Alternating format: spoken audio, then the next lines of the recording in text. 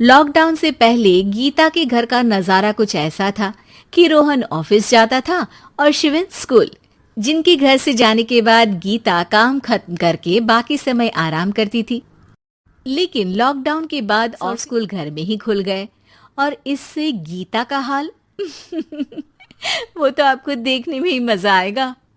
शिविन, ओ शिविन, महाराज उठने के लिए क्या 21 तोपों की सलामी लेंगे?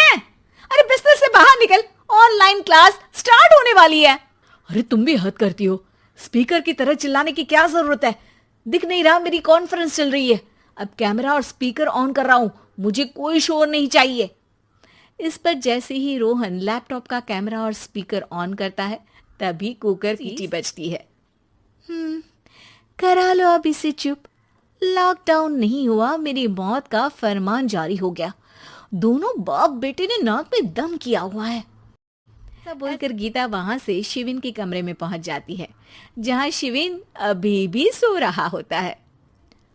ओ आलसी, अब अगर 5 मिनट में नहीं उठाना तो आज तेरा गेम और यूट्यूब कैंसिल।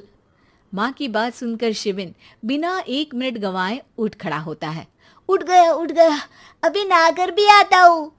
ये नाटक कहीं और, ऊपर गीला कपड़ा मार और पढ़ने बैठ। शिविन की ऑनलाइन क्लास स्टार्ट हो जाती है, जिस पर गीता उसे वहां बिठाकर रसोई में चली जाती है। थोड़ी देर में उसे कुछ आवाज सुनाई देती है, जिसे सुनकर वो कमरे में वापस आती है। हाय राम, तुझे क्लास अटेंड करने के लिए बोला था, कैमरा ऑफ करके बिस्तर पर नाचने के लिए नहीं बोला था। मम्मी मुझे कुछ समझ नहीं आ रहा, आप बाद में पढ़ा देना ना, वैसे भी अटेंडेंस तो लगी गई है। हाँ बेटा, जरूर बन जा, तू अभी से हम सबका बाप बन जा। अरे नहीं मतलब कहाँ से लाते हो इतना दिमाग, और पढ़ाई करते हुए ये चला कहाँ जाता है? नाइस क्वेश्चन, दिमाग से पूछकर बता दूंगा।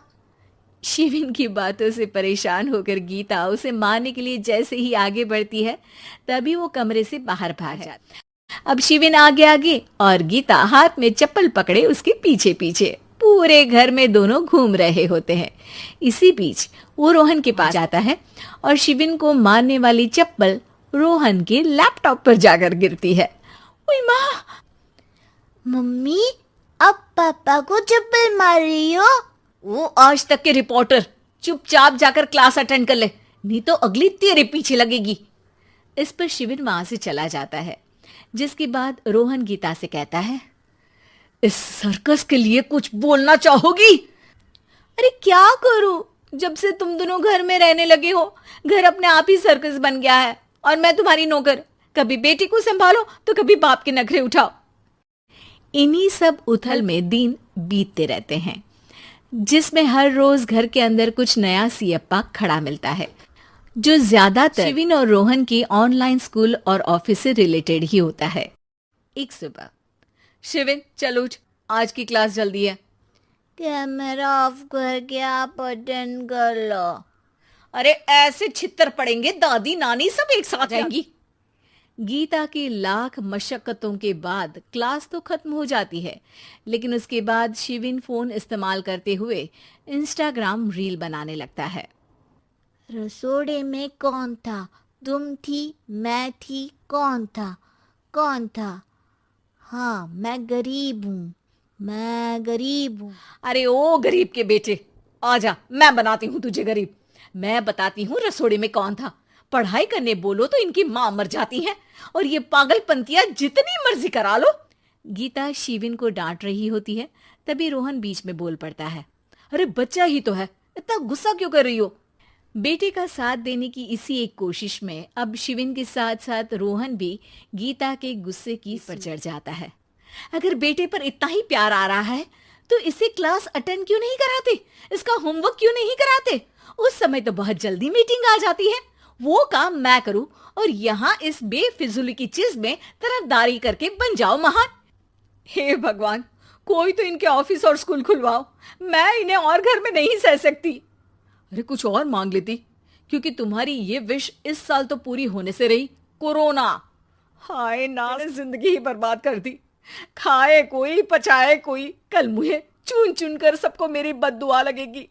उन्होंने दुनिया का और इन बाप बेटे दोनों ने मेरा जीना मुश्किल कर दिया।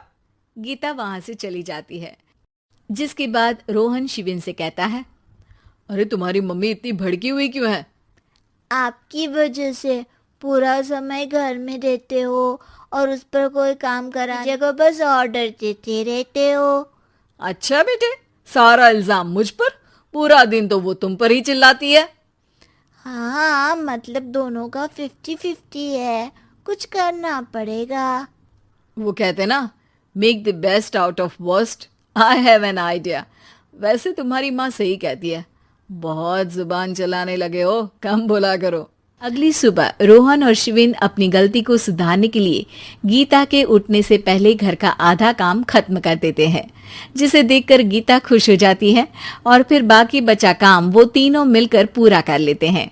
जिसके बाद अब वो सब मिल बांट कर हर काम में एक दूसरे की मदद करते हुए लॉकडाउन का मजा लेने लगते हैं।